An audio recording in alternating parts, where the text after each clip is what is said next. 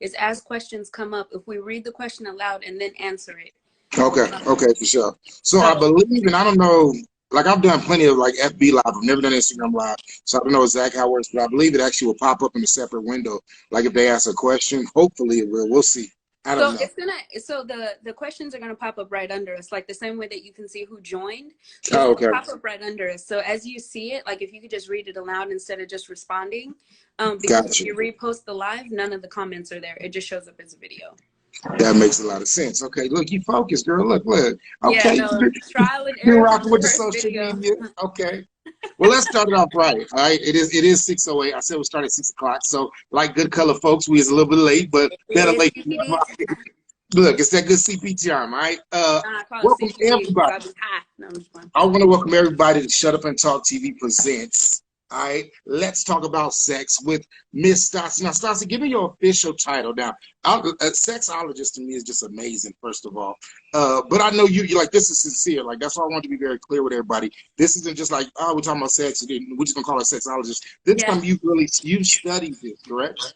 Yeah, absolutely. So I've been doing mental health, as you know, for quite a few years, and I've always wanted to take it to the next step. And I thought, you know, as I was doing my mental health classes, that okay, like this is what I want to do. I just want to be a psychologist. Like, let me fix the crazies. But like the more that I got into it, you know, being like a life coach and like studying people, also like I'm around women that are like 2 times my senior. And one comment in particular, she said she had never had any type of orgasm. So I was like, oh, this is a problem. Yeah. And then it's funny you say that. Oh, sorry, not to interrupt you, but it's funny you say that. Literally, maybe years ago, probably over 10 years ago, when I first came out here, out to New Mexico, I would hear that a lot. And honestly, I used to think that it was like a line that all y'all women just said, like, to like challenge men. Like, let me say I never had this, so he'll go out his way and make sure I get it. But then, look, but then I realized I guess a lot of women go through this. So before we get into the questions and answers and everything, I want to start by just letting everybody, for me, I invited you here because I watched your video yesterday and I've been seeing, you know, everything you're doing. I've been watching, you know, the different posts and things. And it was interesting, even for me. I'm a grown man. I'm 39 years old, all right? So I'm definitely not a youngster. I've been around the world. I did a lot with my life. I value being, I consider myself, you know, I consider that I understand my sexual nature. I understand my sexuality and all of the above. When you were talking yesterday, and we'll get into a little later on details, but your little video was about anal sex, which to me was really taboo for a lot of folks. When they see that, they go the other direction, like real quick, like whoa. Or got the other folks that the freaks is like, oh hey, what's up? They're like, oh, me. The main thing that stood out for me is I think a lot of people in general just don't discuss it. You made a comment about ask before you enter, you know, and I think a lot of times folks just be in a mess and if, you know, let's be honest, some fellas just try it and you know if she don't stop you, you keep rolling. If she do it, you're like, oh my God, oops. But I think that was just like kind of got me to thinking, like, you know, we should do a whole kind of segment and really dive into this whole idea of sex. The reason I call this, you know, let's talk about sex, love, and fucking, because, excuse me, because depending on who you're talking to, everybody calls it something different. Then you'll talk to some individuals and they'll break down each one of those, say something totally different. Other folks just say, depending on how I'm feeling at that time. You know, some folks break it down to it's a quickie versus long. Was there music playing? Was it, you know, it's literally all these different elements that go into what, you know, what they decide to call it. So I decided tonight, let's kind of break all that down. So, and I feel like you're the great ologist to help me do this. Now, we've known each other for well over, what, 15 years. I've watched your growth, and so to see where you're at today, I value your opinion. And I think it's going to be a good conversation for everybody that's feel free to dive in. If we talk about something or we mention something where you got questions, feel free to type it on the page. We'll read it out loud and try to discuss it. I definitely also like the idea of this being both men and women. I think we have different insights a lot of times into things. So that's also what I want to be here for. If somebody comes with an opinion, maybe say a male opinion, then I definitely want to get your opinion from a female perspective. Yeah. And ladies and gents, if you're watching, you don't agree with either one of us say, feel free to say what you feel. You know, we Yeah, might, put some out there. I'm here for it. you I know, hey, literally have a we'll take notebook. it. I am We'll ready. see what Give it me do. stuff. Tell me stuff. So let's dive in. First of all, foremost, do me a favor, Sasi. Just tell me or tell the people what is your definition of sex, love, and fucking. Um, okay, well, sex is literally just a I'm function. still here, even though you ain't gonna see me. But keep talking. What are you, Batman? That's not how that goes. So sex is literally just a function. Love is driven by the emotion, and the lovely PH word that you keep using. That's when people have their emotional detachment. But that that's when it becomes, people think that that's the time that they're the most Yeah, detached, and they just call it like, oh yeah, I'm just effing with this person and that person. Like, that's cool, like you can say that, but that's actually when you have the most emotion, that you're yeah. making you're spending even more time to try and be detached from the person. It's actually taking more out of you. So my definition is sex is actually the only time that you're not having the emotion, because it's actually it's the physical thing. It's the Yeah, action. yeah. It's You know, all it's like the, physical. yeah, it's like the technical term, right? Yeah, Um, because I mean, you call vagina a thing, it doesn't mean that it's active. It's just a yeah. fact, right? It's just a thing, and that's how I Come feel on. about when people say like sex. It's a thing. It's a thing that's happening. Of course, love, like I said, it's an ambiguous term, so I consider it just an emotion. And then everything beyond that, a lot of times people say that when they have their own trauma and they spend more time trying to detach from people, knowing that it's actually the opposite. So those people, I actually would recommend them looking into demisexual, because demisexual is when you have to have some type of connection in order to have sex. So the people that Ah. square it off are usually the ones that could identify as demisexual and create a safe sex circle. So real quick, so is demisexual like, is that a type of sexuality, or like what is that exactly? Um, it can be. It's definitely an identity. Just in the same way that I can say that, you know, I'm bisexual, you're heterosexual. Being a demisexual means that like I cannot engage in you at all if I don't feel any type of emotional connection. Like Hmm. they just physically can't. They are not turned on. Wow. Nothing works. Like, I'm not even in the See, and moment. to me, I think a lot of women, especially when I hear women say that they've never had an orgasm, they might be demisexual and not know it. Because I think a lot of times, you know, for them, it's just emotion. You know, they're having the intercourse, but they're not. There's no connection, so it's not. They ain't feeling it. That's true. A lot of people also don't have an understanding of what their sexuality is. Like, they don't understand that their sex is not about a bartering system. So I Yeah. don't have to do something for you so you can start feeling for me. And so a lot of times, hey DT. Go on and do your shout outs. It's all good. Sorry, I got excited. I was like, oh hey. Yeah, a lot of people don't understand their own personal sexuality, and they use it as a bartering system. So a lot of women haven't had an orgasm because they don't understand what it is to have sex for themselves and pleasure themselves. They're Yeah. doing it for their partner. And so when I'm doing it for my partner and I'm serving, like, think of it as a waiter, right? Like, Yeah. if I'm a waiter and I'm making sure that everybody else is getting their food, when do I eat? Hmm. So Hmm. I think of it that way. You know what I'm saying? Like, a lot of people they're in the service industry, right? So they're serving Yeah. their partners and they're making sure everybody else is taken care of, but I'm not eating. So it's not necessarily that they haven't identified, you know, their personal emotions, or whether or not they're a demisexual or bisexual, or you know, however they choose to identify. Sometimes it's because they don't understand sexuality as a whole, and it's not necessarily about a bartering system, because men do it too. Um, Hmm. but a lot of men that use their sexuality, it's not necessarily to get affection, it's to feed themselves. um and Okay. so and it's not even about an ego half of the time. It's about their own validation. So I know a lot of men that actually like have their own little conquests because they were the weird nerds in high school and like they glowed up, and so like they're still going through like their own like hoe phase because they're cute now, you know, like, you know, they got a little hair on their chest and somebody's just like, oh, you're kind of cute, so they're refusing to have like official commitment. But I Or like what you just go ahead. Go ahead. they don't feel like they're deserving.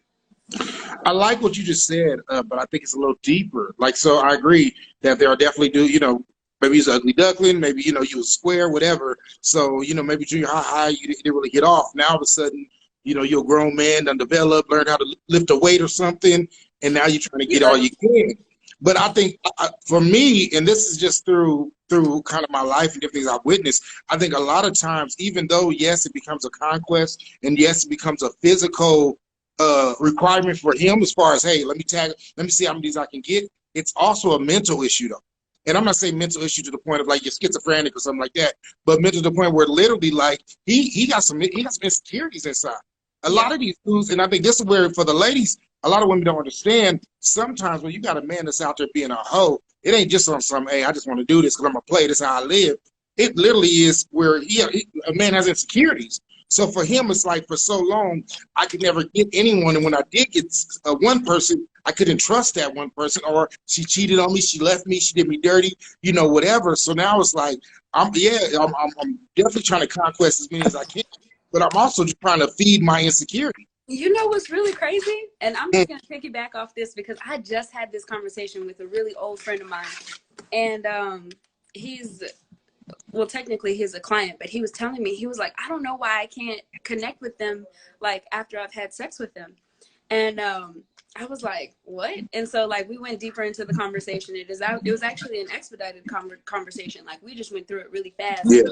And short story long, like he ended up telling me like his first heartbreak basically was his mom. Oh, there you go. See, like the relationships and the fact that, because it wasn't necessarily that she did anything like terrible to him or whatever the case. It was just, you know, when he was younger, he couldn't necessarily process the relationship that they had, but he just knew that it wasn't a good one. So once he got older and now he's like in this area where he can actually have a woman for himself in his space, the women that he had, any type of mannerisms, he couldn't get close enough because he never resolved that trauma or that issue that he had going on with his mom. So he got close enough and he was like, oh, this is great, this is a good time. And then he was like, oh yeah, no, too close, you got too close. I can't do that, I can't do this. And then there's the other side where it's like you have the mama's boys, the ones that like never got called out. And so now when I'm just like, what do you mean you don't want to tell your girlfriend anything? Well, I've never had to do that before. What? So it becomes a whole thing, like, you know, so it's like if you never had any type of accountability until you get in a relationship, it's a lot harder for you to stay in that relationship and or commit, because like, when have you ever had any accountability or responsibility? You know, I'm gonna say we both men and women, we cracked me up because we literally will say everything we didn't do, never believed in, never, you know, I ain't never had a problem before, so I need to start now. But we say that while we on our 30th relationship. You know, it's like ain't nobody ever, you know, your relationships don't last more than 6 months, if that, and we never look at like maybe I'm doing something wrong, you know. And I think that also is with, you know, especially, and I'm gonna speak for men real quick, you know, we're taught, you know, if you go seek help, you go seek a therapist or anything like that, that's weak. You know, if it's not something you can fix on your own, or you can, you know, drink until you get better, go punch a bag or do some weights or something and feel better, we're weak. There's an issue. When the reality is, just like everybody, we're human beings. We go through things. We deal with trauma. We deal with PTSD. We deal with all these different things that trigger us throughout our lives. And if we don't address them and deal with them, they go into each and every one of our relationships. And no matter how great the person is, it just doesn't succeed, because even though that person is trying and they're giving their all, we got issues that go beyond that person. And that's a fact. I say it all the time. I don't care how fine the woman is. I don't care how great of a woman. I don't care what she does for you. I don't care what she has to offer, money-wise, sexually, or anything else. If you haven't dealt with you, you will never be ready to be in a successful relationship with a woman, period. And that's vice versa. Same thing with women. You know, if you got issues, if you got insecurities, if you have things that you have not dealt with within yourself, you are not ready for any type of relationship. The problem with most of us is we won't be bold enough to say, you know what, let me be honest and say, you know what, I really like you. You're an amazing person. But right now, I'm not ready for this. And then the flip side of that is if a woman tells a man that or vice versa, we take it negative. We'd be like, what the fuck you mean you ain't ready? Or, oh, she must got somebody else. Or, oh, she must, we think everything but this woman might actually like me enough to let me know that she need to fix her before she even attempt to fix us.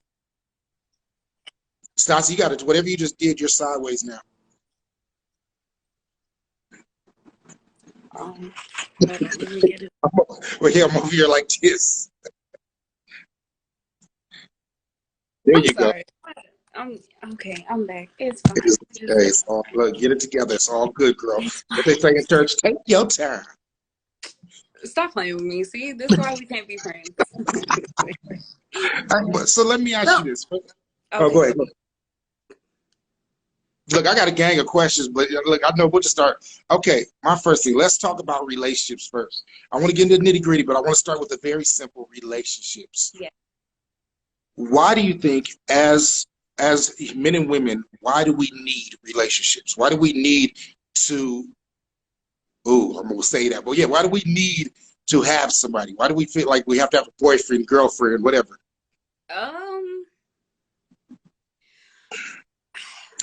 Okay, so it's more about, okay, I'm going to go back all the way back to like why we gravitate towards people in general, not necessarily an intimate relationship, but why we gravitate towards people. It's because we create an archetype within ourselves. So the friends that you have, you've been drawn to them way before you ever made a friend, right? And for those that don't know what an archetype is, it's the experiences and things that you've been throughout your life that have created your present thing. And that can include your childhood, that can include past relationships, that can include society, the things that you watch on television, the music that you listen to, even the state that you live in. For example, I grew up in New Mexico.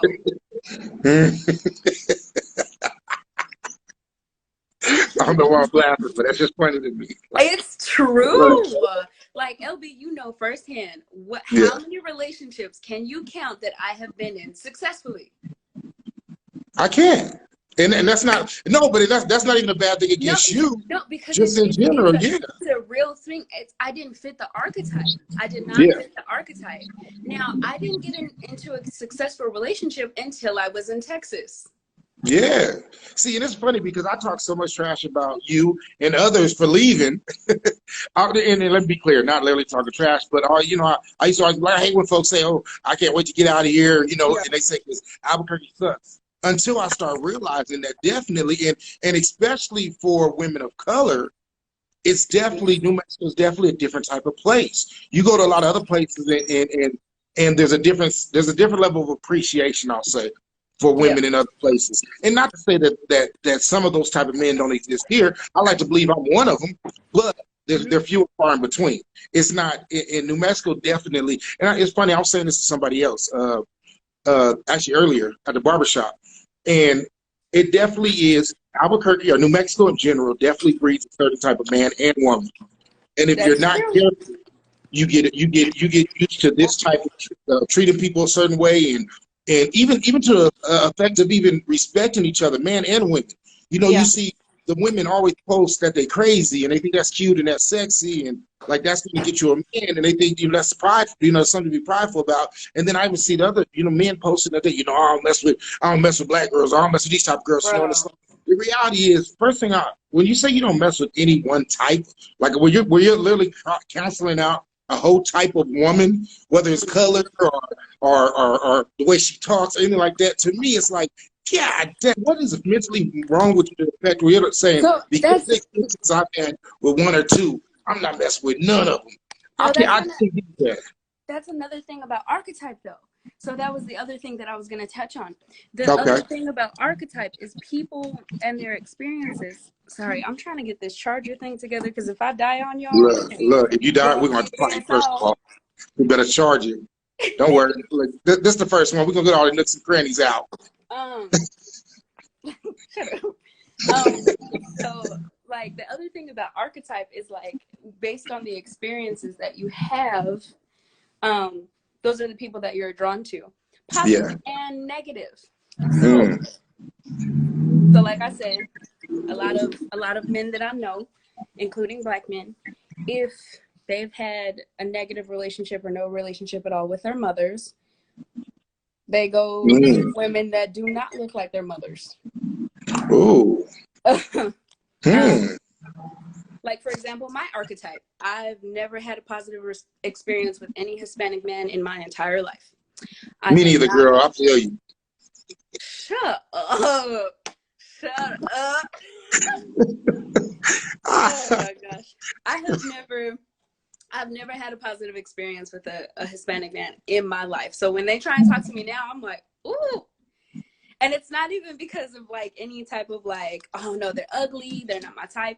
Not for any other reason except I have never had a positive experience with y'all. So let me ask you, when you say that though, are you saying like you dated them and it was a horrible experience, or just even being friends with them or even knowing them? Oh no, my dad. Oh, okay. Look, see, come on now. Yeah, no, I got a different kind of daddy issues. Like they strange. Only because it's like, so with my dad, he made it so that like he made it that my mom being a black woman was a bad thing, and he like basically took credit for like me being attractive, and I was like, boy, the only thing you contributed to is my skin color. Like, stop trying to blame me. Wow. Yeah. But yeah, no, made it to like I was the thing to be hidden and I wasn't to be celebrated. And so the positive men in my life was educator. He was a big bearded black man that was just super funny. Shut up. Girl, it sound like you talk about me. I knew you was gonna do that. I knew you was gonna do that. And he was like, so funny, and he was strong, and he was in law enforcement, and so like no, that ain't me. See. And my grandpa wasn't bald either. Like This is true.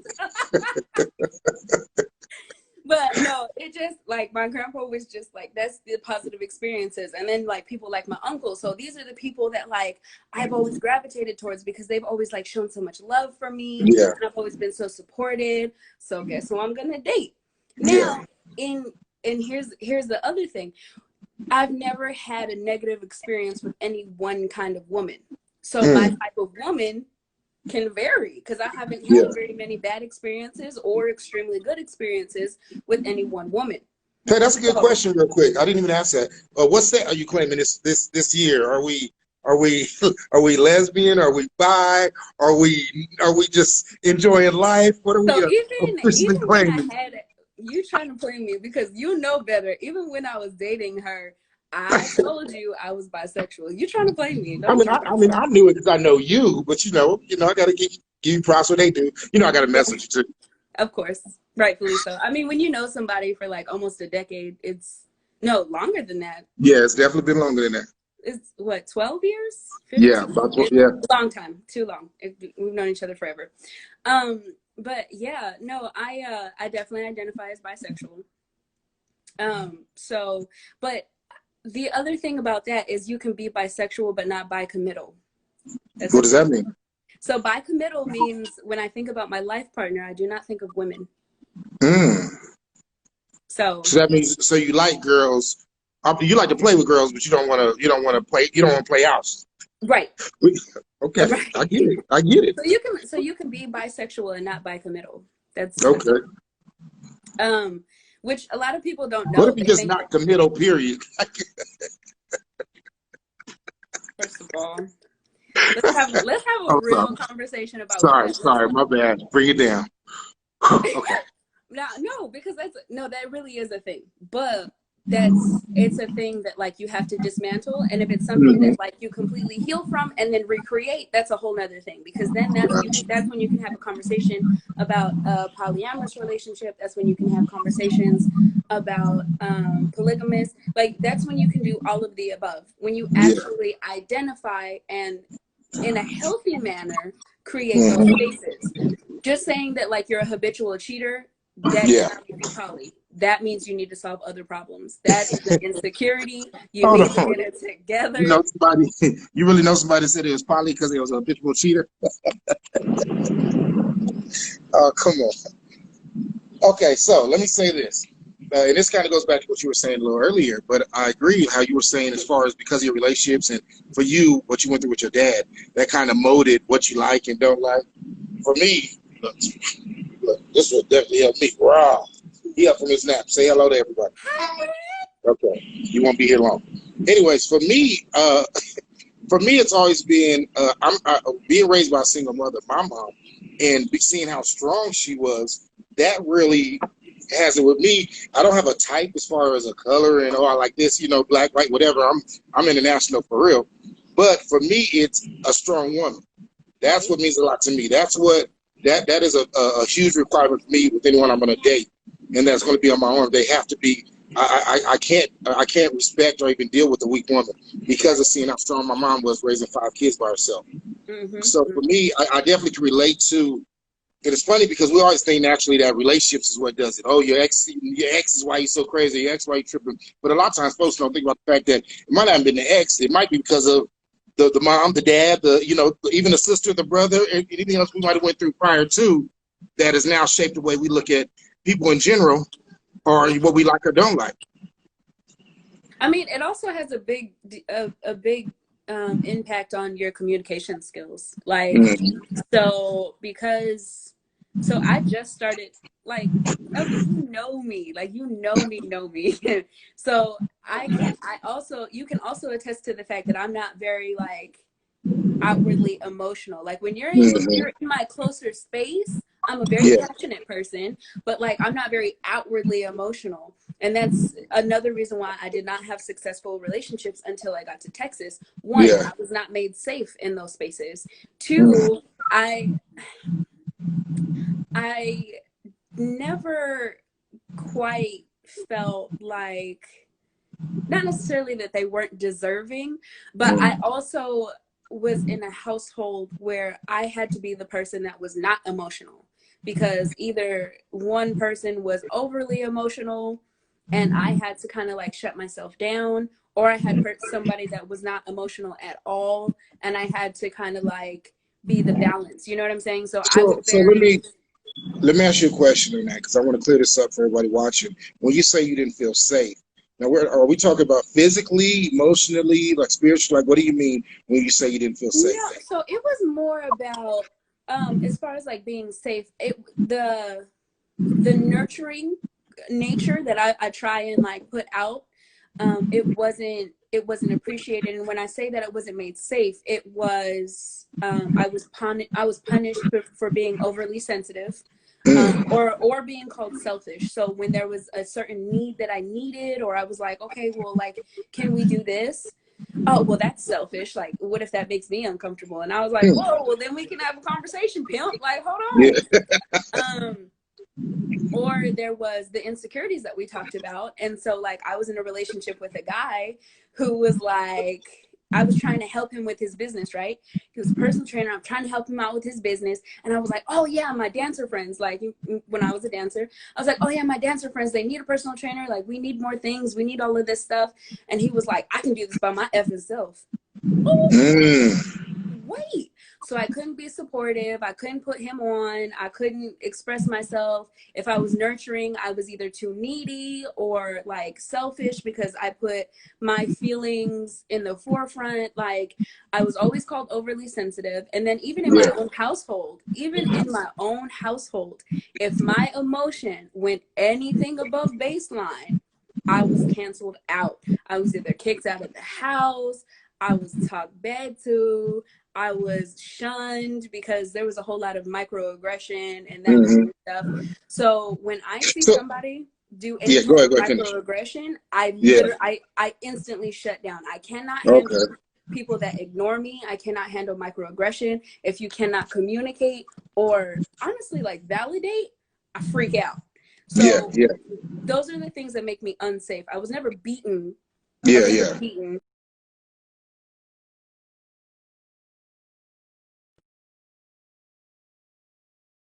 That's really, it was a mental and emotional thing. And so I wasn't made safe in those spaces. And what you literally saw one of my relationships implode because of that very thing. So let me ask you this: when these things were going on, and I agree, not the whatever, not the girl. I communication agree. is Communication always is key. definitely key. And I think that's period, no matter what type of relationship, period point blank. If you guys can't communicate and have a conversation, you won't succeed or last. But let me ask you this, Stassi, when you were in those relationships and when he wouldn't let you help him build or help him with his business, and when she didn't want you to go above baseline, did you recognize at that time that it was their own insecurities?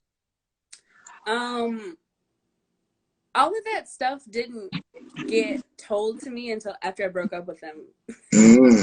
That makes Then it was sense. like, because Was it you by know them or by me, others?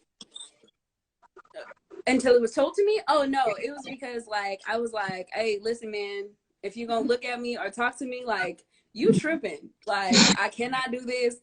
I don't want to do this anymore. You're doing too much. I'm out of here. And Yeah. so one of my girlfriends in particular, she went through her whole like whatever it was that she was doing, and I'm not sure if she went to therapy. I know that like she tried with me after I broke up with her. She was like, we can do this, and I was like, oh, nah, nah. And then, and then so I guess I don't know if she did it on her own time, but she was just like, I was insecure and I knew that like you were the kind of person to like help me build, and I wasn't necessarily ready for the kind of love that you were trying to give to me. And I was like, well, that was a cop out. And then, but I figured it out by seeing her family dynamic. Mm-hmm. Come That on now. will tell you a lot about who a person is based on who their family is. You will learn so much about how a person communicates Yeah. or does not communicate based on who their Well, family is. that's one of the things, and I realize this as even now. I didn't realize that when I was younger. You know, the only thing we're really taught is look at their mama to see what they're gonna look like when they get older. But but the other aspect is meet the family, man. Meet those dynamics. See how all the other women, you know, in the family act, or vice versa, all the other men. I do want to read what Sweetest Candy said. She said not only communication but comprehension. Where we at? But she said you can communicate to your blue in the face. If they're not comprehending, then you're basically wasting your breath. I agree. I think what it comes down to is it's easy to talk. We talk. We're talking right now. But if you're Right. not making sure everything you're saying, they're understanding, and not just hearing it, but that they're listening, Mm-hmm. that's the difference to me. It goes back to what I said earlier. I think the hardest thing for us as men and women is to be honest with ourselves and say, I'm not ready for a relationship. It's amazing. It sounds easy enough, but most of us will never say it because either we're scared of losing out on a good thing, which is understandable, or we just don't want no one else to get what we what we think we deserve, so to speak. But the reality is, no matter what, if we don't fix us, we're gonna mess it up. That's the reality. If you don't deal with your personal issues, your insecurities, with whatever's happened to you as a child or even as an adult, because a lot of times folks walk around with PTSD and don't even know nor understand it. And we're not just I'm not Right. just talking because of domestic violence, like because you were beat or anything. You get PTSD from arguments or because of the way you were treated. And this is men and women. But Yeah. if you haven't addressed it, if you haven't dealt with it, if you haven't figured out why you do some of the things you do, you're going to take that into every relationship. And until you fix it, every relationship will fail. You might have good months, you might have good years, but long term, it's going to fail, sadly. Mm-hmm. No, that's true. That is very true. It so it's true on both ends. So there's the three no's, right? So you don't know Uh-oh, what you free don't stress. No, trace. no stress. Only those trace news. So you don't know what you don't know. You know what you know, and you know what you don't know. And so when I say you don't know what you don't know, so if I'm telling you, and you've grown up in a household where physical touch is not really it's not really big in your household. So if I'm telling you that like cuddling is like my thing to do, and you're just like, why do you need this? So you don't know that that's like a thing that people might need, that you don't know what you don't know because you've never had this before. And so if I'm faulting you because this has never been a thing before, like I'm kind of fucked, you know what I'm saying? And so now you know what you don't know. Okay, right? So you come into this, and I know personally when I got into the relationship, once I got into a relationship in April, almost 2 years, 2 years ago, when I got into the relationship in April, Congrats. I knew You know what I'm saying? No, I'm just playing. Anyways, so when I got into that relationship, I knew that I didn't know how to be soft.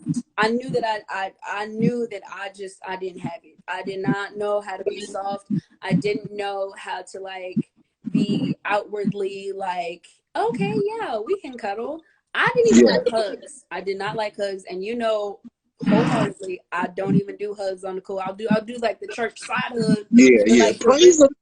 but exactly. And like to really embrace you, like that's not really my thing. And it's not Yeah. because I didn't grow up with it. It was just because like when people would give me a hug, it was usually because they were sorry. And I didn't like Ooh, hug. that's deep right there. Like I never got hugged because it was just like, oh, well, let me look at you and I just love you so much. It was just Yeah. like, oh, I'm sorry, or I feel guilty, so let me touch you. And it's just like, don't See, don't touch me if what's you're guilty. Like it's weird. That's the weird. interesting for me is when it came to affection, for me, it wasn't that I didn't do it, it was that I didn't constantly do it.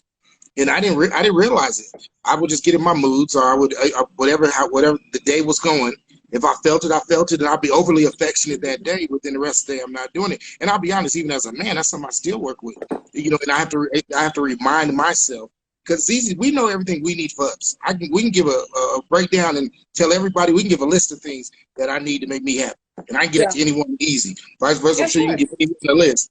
But the other side of that is, again, going back to, and shout out to, like she just said, I agree. Most don't really listen. Most try to only hear what they want. The Yeah. reality is, we might hear you when you say it, but if we don't take that in and really say, okay, and this goes back to love to me, because if you love someone, you're willing to hear what they're saying, but actually apply it. And Right. you'll take the steps to remind yourself when you might slip up, like, damn, I need to make sure that I'm affectionate today. Let me make Right. sure I Right. kiss her Right. today. Let me try to hold her, you know, and doing things without being asked. Come on. Look, man, I'm look, it took a long time to proud. get here. Don't get I'm me wrong, it took a long proud. time. But Come I'm on, bro. definitely what look, man, come on, look, I'm grown to did now. But no, and I'll be honest, that's something I had to learn because I didn't know it all back. It wasn't So tacos and chicken here's a wings. pointer for you. Yes, tacos and chicken are my love language. You gotta, Hallelujah. you gotta feed them. You know what I'm saying? Two I some to agree. lose some. You gotta feed them sometimes. Look now, and now when you say fees, are you talking about just physically? Or are we talking emotionally and spiritually as well? Actually, so like you laughing, but I'm dead at like I'm real. both I'm of being them. You wrong. gotta do both of them. But Yeah. I want to finish the last know what you know because Okay, come on. that's something that like people come up with, and that's how people set their boundaries. So Mm. I knew my need to be seen, and I also knew. Come on, Auntie Tay, talking about feed the soul too. Yes, come on. Um, so she yeah, first of all, shout out to Auntie Tay. She is the reason why she gave me some suggestions. Hallelujah. DT said follow gotta feed spiritual. Spiritual tacos. I'm sorry. When I think of tacos, I go to a different place, but okay, by all Yeah, means. no, and you saw the way I looked at it, that you're not the only person that went there. Feed them tacos. I got you. Shut You up. got to eat them tacos too, brother. Brothers, eat them tacos. All right. Stay hungry, my friends. It is Stay hungry, my 2020. friends. If y'all ain't eating them tacos in 2020, it's a whole nother conversation. Quit We playing. done moved on. Don't be out there being immature. Eat a taco or three. We done moved on. We like Oh, past sorry, tacos my now. bad. We going straight to a look. Why'd you go straight to like opening your eyes like Oh no, they coming in. All right, go ahead. Finish okay. your know that you. Yeah, So know what you know. So the thing here that we go. I knew going into the relationship is I know my need to be seen. So validation is like my A1 since day one. If I go into it and if I tell you like, babe, like I need this, like I'm here, I'm like I know that you're here for me, and I really like I need you to love me in my language. I need you to hear this from me, and it gets like brushed off. I know that you heard me because of the Mm-hmm. first thing that I said. I know what I know. I know what I need in order to flourish and trust you. So if those things are not being made safe, if you cannot validate the things that I'm saying, my voice is not being heard, which means something dangerous can happen to me, whether it be physically, emotionally, or mentally. I am no longer in a safe space. You know So what? I say this. Oh, go ahead. I'm sorry. Finish. Get your soul off. No, I'm just so it just means like when you know what you know, those are the things that you express and those are the things that you hold on to. And yeah, no, that was it. The one I say this to my family a lot, or when my family actually deal with, especially the fellas, when they ask me advice about relationships and about being with when it comes to a woman. The one thing I realize, and this is a fact, bottom line is you don't lose anybody. Right. Right? I truly believe as a man and woman, especially, and I'm gonna speak on the man's behalf. As a man, you can't lose your woman. You can't lose your girl. All right, Yeah. you can give her up. Because to me, and it's not a matter of, I'm not talking about just physically, I'm done, be out of here. And I'm not even talking about verbally just saying, I don't want to be with you no more. But when we stop trying, when we stop listening, when we stop paying attention, because the reality is, one thing that you guys do very well, when I say you guys, I mean women, y'all can talk. And y'all can keep on talking. And the reality is, if we Forever. really care and we're worried about losing you, all we got to do is listen. You're going to give us the plan. You're going to tell us what to do, what not to do, how to do it when you need it done. Now, don't get it twisted. Most of y'all's crazy as hell as well. But for the most part, underneath them layers of crazy, there's actually some facts and some things that we can take in and that we can actually change. So I literally always say the only way you're going to lose your woman is if you want to. Now, with that being said, you also have to be willing and love her enough to make the change. The other side is that it goes both ways, because even the woman got to be willing to make the change he needs. If your man tell you, Listen. hey, say it again. I said, no, listen, because hey, that's ooh, that Shout out to change. Nick So Fly. She says she loves this dialogue. Thanks, friend. No, it's yeah, no, that changes rough. And so I really have to give a shout out, because when I first got here, and when I dated Saeed, I think that was the first time that like I experienced unconditional love, right? And so when I got unconditional love, that was the time that I understood get good, bad, ugly, you doing some weird stuff. Like I the love doesn't change, right? Mm-hmm. The love doesn't change. How I fuck with you might change, but Come on. my love for you is different, right? It's not different. My love for you is not different. Like you have a piece, period. That's it. You're part of this. I love you. Because if it's easy for me to snatch that from you, was it there? Yeah, yeah, I And definitely. I so mean, well, go ahead. that was the first time that like I experienced unconditional love.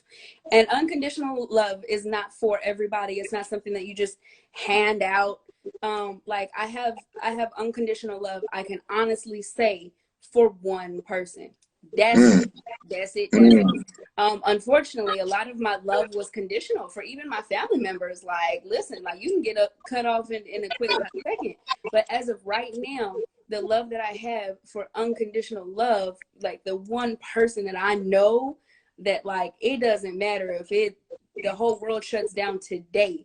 If they were like, okay, you got to pick one person to love forever, that's the one. mm. Pick it. That's it.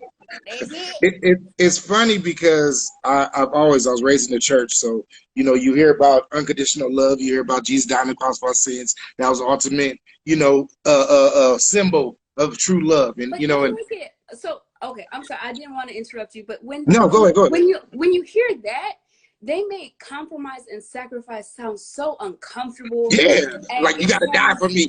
yeah, like die for it. You die for my love. Like no, I don't want it. I For don't want me, that. I what don't I want took that. from it is the idea of unconditional means literally no matter what I do or what we go through, you're not going to stop loving me. You can't turn off your love. I say that Right, a lot, especially with people when they're in these relationships and then they break up. And also, I hate that dude. Reality is, you might can't stand him right now, but if you really hate him, you never loved him. right, I right, say right. something a lot of people don't like to hear. And the reality is this: I say I'm learning. I don't know what love is. Hear me out. I'm learning more and more daily what love is. I say that because at a young age, 17 and 21, I was engaged twice. Both times I thought I was in love. Now, of course, 17, I was young, 21, a little older, but still young. But in my mind, I thought I loved that person that much. Now, since then, I've had children. I've been in other relationships. I've grown. And I love each relationship more than the last. This is a fact. But the reality, what I've learned now, it wasn't the relationship. It wasn't the person. It was me. The difference was I was changing. I was learning who I am. And the more I learned who I was, the more I could love and actually truly love. The reality is the first couple, even those engagements, were likes. I liked them a lot. Right? That's what God is. I It like wasn't it nothing so more, nothing much. less. Now that I'm older and I understand me, I understand what I need to exist and to be happy. Now I can feel and allow someone to love me That's or right. not, because that's the other part of it. One thing Or about not. who you are, once you learn who you are, some folks might be like, I don't want no parts of that. Others might be like, oh my God, I love who you are today. And then that's Yes. real love. Yes. So I want to, one thing that I want to say about that is like the thing about unconditional love, right? And so here's something that I want to cancel right now. And I'm going to break some hearts. And I'm sorry for the hopeless romantics. There is Uh-oh. no such thing as a soulmate. That's not a thing. Uh-oh. Come on. Come Soulmates are on. not a thing. Speak And on it. I'm sorry, it's gonna break some hearts, but soulmates are not a thing. Now, I believe in like spiritual realms. You can talk about your twin flame, you can talk about all of these things, you can talk about the people, but let me tell you why you have met a twin flame. When you say twin flame, it's because you guys are one and like you feel this, and there's just like this gravitational pull on y'all that goes straight back to your archetype. So you have all of these experiences, and you are never okay. So you're never in a room by yourself. You're Yeah. never in a room by yourself. You have 1,000 experiences. You have 1,000 relationships. You have 1,000 bonds. You have 1,000 thoughts at all times. Whenever you're in a room, that's how somebody gets to know you. Yeah. That being said, if you hit all of the boxes and you remind me of somebody, you remind me of a girl that you know what I'm saying. So if you remind me of a whole bunch of things in my life, good, bad, and ugly, but you remind me of more good than anything else in this world, and you come into my world and you help me grow, and I get to fall in love with the person that I am because I've loved you. Absolutely, I think you're my twin flame. Wow. Absolutely, you can be my life partner. But there is no such thing as a soulmate. The thing about soulmates is you think there is just one person in this entire world that's going to complete you. And that's not true. It will not be one person in this entire world that will complete you. You should have been completed. And then Come on, man. Speak you on can that. be Say with that your again. partner. Come on, man. So there's a such thing as relationship math. And I have to say that like I can honestly say that a relationship that I was in for 7 years did nothing for me the way that a relationship that I had been in for 2 years because of how much I grew, right? Okay. And so I did a trial by error, right? So I got into a relationship and I wasn't whole. Mm-hmm. I wasn't completed. And so I tried to find a home in him, and he was just like, oh, wow, hold on. I see what you're trying to do. Home ain't here. And so Ooh. Wow. it actually forced me to grow. And like for a minute I was just like, oh fuck you too then, hoe ass boy, like what you mean that home ain't you? And he was like, nah, I see what's going on here, and you told me that there was a lot of unhealthy stuff that's going on, and I've Yeah. also gone through my unhealthy stuff, and I see that if we continue like this, we're not gonna make it. It The doesn't matter. reality is when you're not whole, when you're not 100%, you get in a relationship with somebody, you become a dependent. You're Yes. dependent on that because literally they're carrying the rest of you. If Right. you and let's break it down to numbers. If you're only 75% in their whole, they're now carrying 125% of the relationship, which means you need them in order to be you, and Yes. that's never a good thing. Never. I never thought of it like how you just said it, but I love the idea. We all want to believe in soulmates because that's what we're taught. That goes back to the Disney, Cinderella and the princess and kissing, Listen, but the reality is this, to me, this is my thought. I'm listening. There's no way I agree, there's no way you can have a soulmate, because if you could have a soulmate, there wouldn't be soul ties. Now, hear what I'm saying. Soul ties means anytime you become one with someone for a season, that could be a night, that could be an hour, that could be 10 minutes, it could be a couple of years. But anytime you lock in with them for a moment, you create a soul tie. That's a reality. That's what we know. Right. Anyone that knows about spirituality, you understand. That's what happens. Now, if you already had a soulmate, you would only be able to create a soul tie with your soulmate if they existed, because that would be the only one it's meant to be. But the reality is we can literally create soul ties with all types of people. We've done it Yeah, for throughout our sure. life. And that's why people say guard your heart, but also you got to guard your body too, your soul. The Right. reality is it's easy to love and like people. Let's be raw. It's more of a feeling. You know, oh my God, the way I feel, like you said, you can be in a room talking to somebody and relate to them, or they remind you of somebody. So literally, they don't even know. It's people that I have liked and given more time, like more time and energy to, because they reminded me of somebody else. You know, so it's like, damn, there's something about you is different. And the reality is, I know what it is. You remind me of that other person. So it's like, okay, I can deal with you a little longer. I like you a little more, you know, whatever the case. Reality is this. The minute you invest in an individual, and this goes for both of us, male and female, the minute you're willing to invest in just them, the minute you understand how to guard your heart and not allow everybody to be tied into your soul, is to really be you. Because anyone have been in the soul tie, when you break up with somebody and you're doing all that crying and it's hurting, and you literally physically, I'm talking about, let's talk about relationships where maybe it hurt physically because they beat you, maybe emotionally because they cheated on you, you know, maybe they are just real verbally abusive, whatever, but just bad relationships. I've had some, as a man, I've had some horrible relationships that I could not shake. You hear what I'm saying? Like, where if you wrote down all the shit she done did, be like, why the fuck am I still dealing with this chick? But I could not shake her. Yes. Like, literally, and literally, I would catch myself every couple of days and be like, why the hell am I still dealing with this? Listen. But I could not shake her. And it wasn't a need. I wasn't dependent. It was more of, I was locked in. It was confidential because I knew her. Part of me, well, no, I can honestly say, because of my own trauma and PTSD, I felt like it's what I deserved. And I'm talking about, I'm talking as a man. You hear a lot of women, like, this is what I deserve because of what I've done and what I've been through. So I'm gonna allow this chick to keep doing these things to me, or keep, you know, acting a certain way.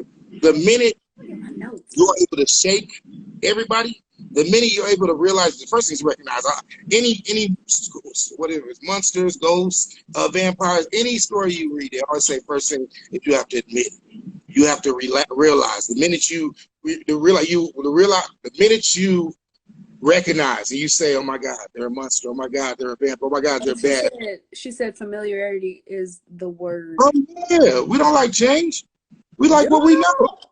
Look, you know what's crazy? We've actually talked about this. Yes, we have. In one relationship in particular, you were like, I remember we were sitting in it. Were we sitting in the car? I think we were sitting in the car. And we were like, bro, I think it was like right after we had gotten off of work. And you were sitting there and you were just talking and you were like, I don't even know what I got going. And I was like, and you were like, because I told you, I was like, okay, if you had your arm your entire life, and the way that you were, and I know you remember this because you just like sat back and you were like, dang. That's deep. Yeah, you had your arm your entire life, but in order to save your life, you had to cut off your arm. Would you do it? And you looked at me and you were like, and of course you had a really awful joke. You were like, well, it depends on which hand because I got to be able to jack off. But I mean, I definitely said that. Yeah, I know. Trust me, I remember. An elephant is definitely my spirit animal. I remember everything.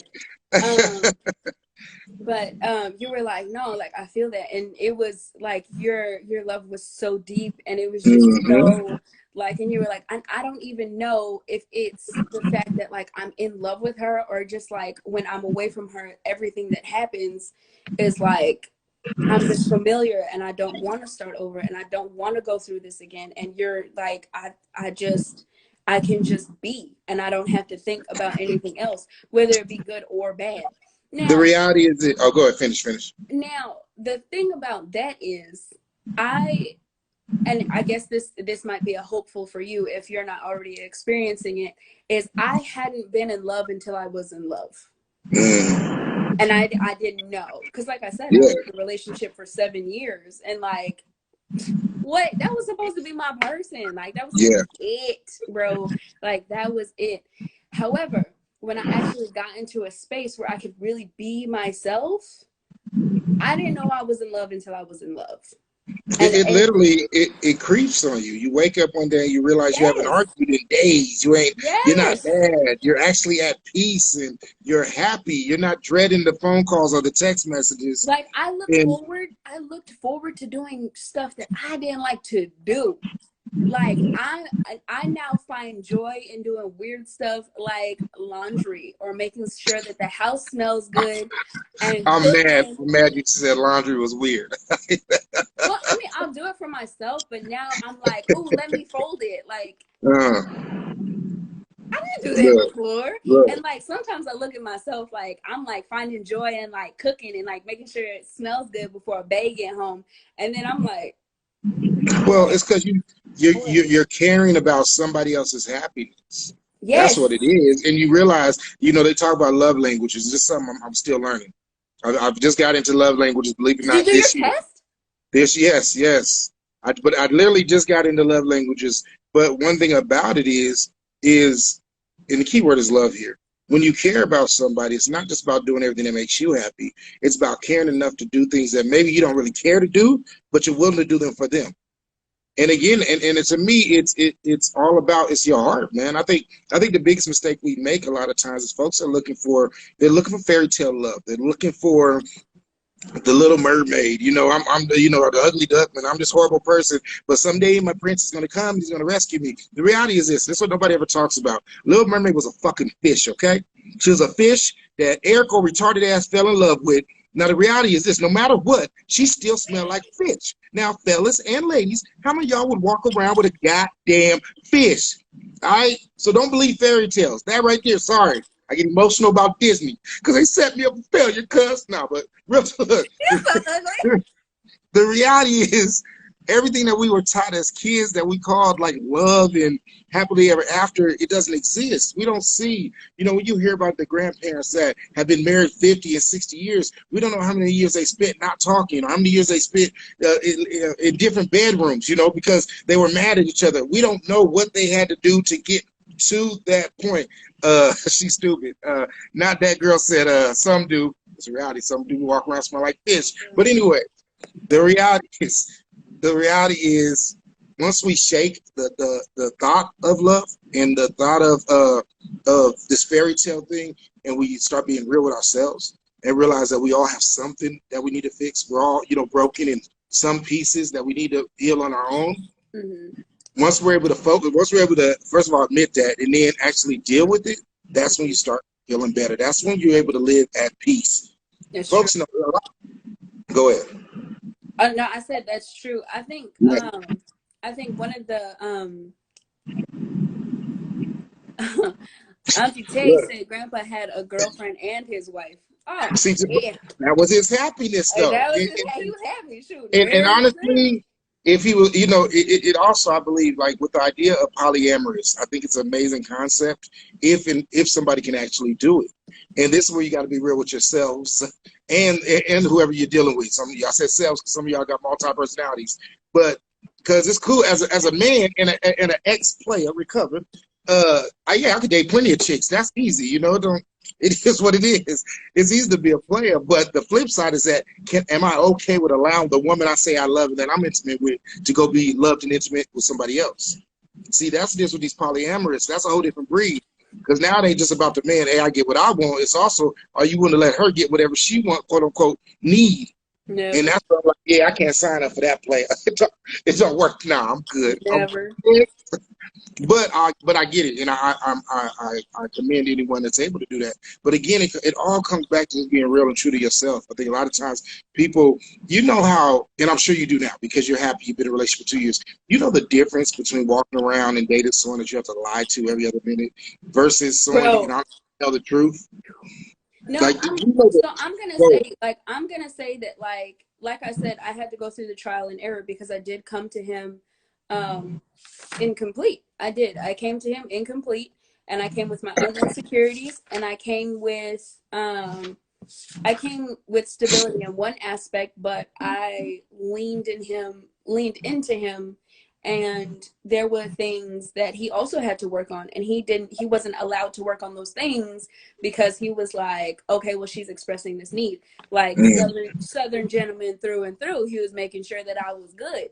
Now, if he's always minding my business, who's gonna mind his business? And so because I was like, oh look, my things, I need my things handled. He was like, all right, your things is gonna be handled. That's fine, but when I ain't got it, I ain't got it. And then when he didn't have it, I was just like, woo,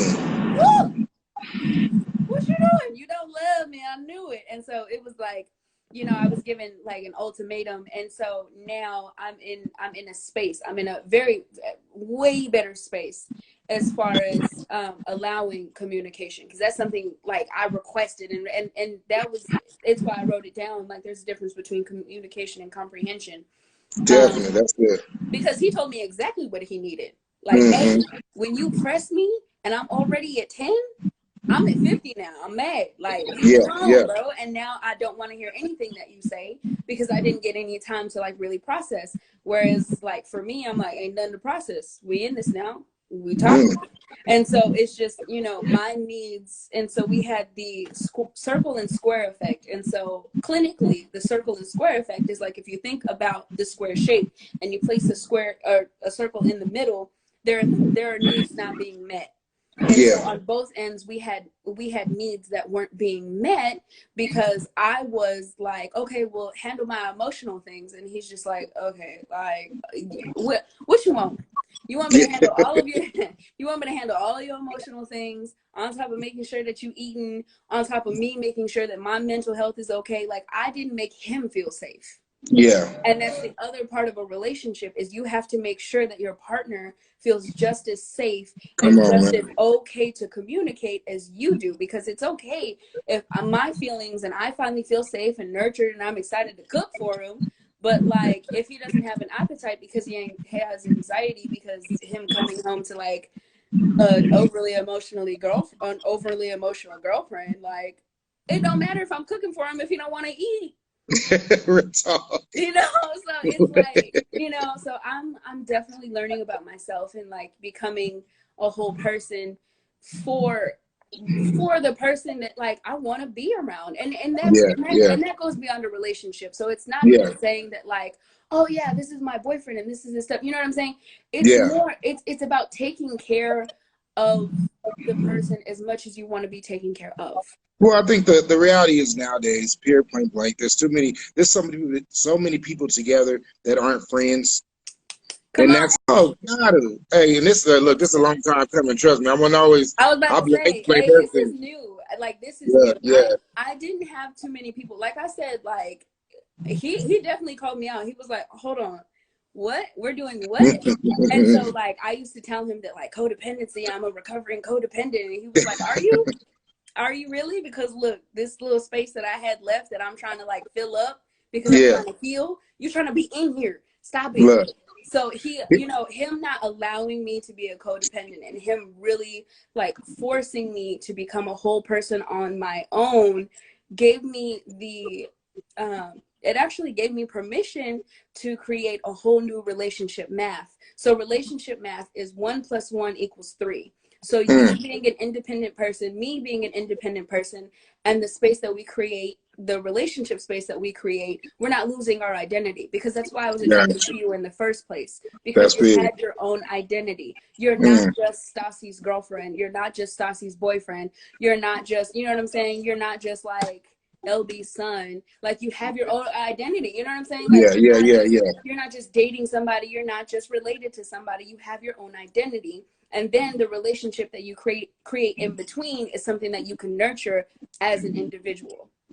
For me, I'll be honest. Up until I was forced, it started off as a force. I was forced to deal with me. And then it went from being forced to me realizing it's something I needed to do. And then I fell in love with dealing with me. Yeah. And I'm becoming, I'm not there yet, but I'm becoming the best version of me now. Oh yeah, no, So same. now I'm able to admit my faults. But for the longest, all my exes wasn't shit and they all messed up and I did everything right. It I was will say worse. that today. In closing, we do got to get ready to wrap this up because you know me and you, we can talk all night. Forever. Before we get out of here, give us your last word before we sum it up. My last And word. we're gonna do this again. I mean, if you're free, let's do this again next week, next Wednesday, same time, same place. We'll do it again. Um, man, okay. I guess my last word is probably the best relationship advice that I've ever gotten. When you're asking something of your partner, be willing to do it for them the same way you would want it done. Hmm. That is the Come best on. relationship advice that I've ever gotten. Loving them in their language is extremely important, but do it with the same sense of urgency that you would want it. Yeah. So Wow. that's, yeah. I think what I would say is just let's think about one of the ultimate connections. That's 69. That's if we're talking sexual. But then if we flip that and we take that same 69 and we think yin and yang is still the ultimate connection, but it's two different sides.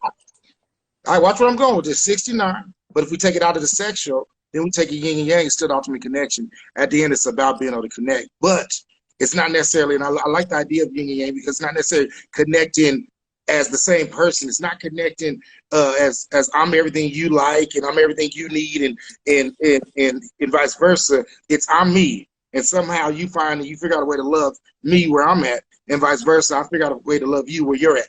That's what it comes down to. It's not about changing our creativity. It's not about creating the perfect man or the perfect woman. Ladies and gents, anyone to say, this goes back to the beginning of the topic. We talk about orgasms. You want to have the ultimate orgasm, fall in love. You want to fall in love? First of all, love yourself, truly love yourself, and then make sure the person you're with loves you also. That's how you have the most amazing sex. I'm excited because the more I learn about myself, the better my sex gets. Fucking amazing. Yeah. Me. Yeah. But at the end of the day, it's about you. Now, all jokes aside, really, it's like you want to have an amazing experience, both in the relationship sexually and just all the way around. Learn to love yourself, man. It's your boy LB Johnson. Wait. Go. He said, I sees you. Jay Mari said, hard eyes. And DT said, giving and receiving with the same energy. Yes. Check it out, y'all. Do us all a favor, man. Let somebody know about this. We're going to do this again, same time next Wednesday, 6 o'clock. Me and Stassi. Stassi, I appreciate you so much. It's a blessing to see your growth and to see where you're at. And I like how I give like the layman's term, the hood, right, or the ghetto term, and then you break it down into education. Yeah, because the ecoisms of the melanisms break it down. So, but it's all good. It's all greasy. Let's do it together, man. It's your boy LB Johnson for Shut Up and Talk TV, man. Check it out, y'all. This will be posted probably in about an hour on YouTube on Shut Up and Talk TV's YouTube channel. So if y'all want to go back or share with somebody, feel free to do that. If y'all got questions, man, feel free to inbox me or Stassi and let us know. Or if y'all got a topic, that's the real thing. If y'all got a topic, something you want to hear us dive into, let us know. We'll definitely hop on the next Wednesday. Same time, same day, different bullshit. There you go. All right, let's get out of here. Y'all be good. Be good, make good choices. Hallelujah. Shut up.